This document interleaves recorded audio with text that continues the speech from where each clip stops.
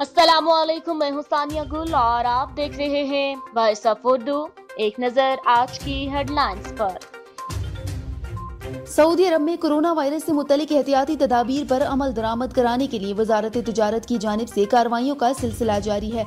गैर मुल्की खबर रसां इदारे की रिपोर्ट के मुताबिक मुमलिकत में SOPs पर अमल न करने वाले तिजारती मराकज के खिलाफ कार्रवाइयाँ की जा रही हैं। वजारत तिजारत ने 20,000 से ज्यादा तफ्तीशी कार्रवाइयाँ की।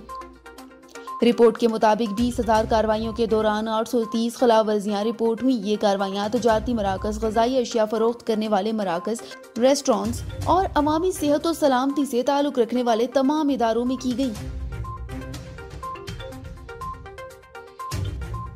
मज़ीद खबरों के लिए विजिट कीजिए हमारी वेबसाइट www.voiceofurdunews.nl या फेसबुक पेज पर क्लिक करें। आप हमारे YouTube पेज को सब्सक्राइब करके भी मज़ीद वीडियोस देख सकते हैं।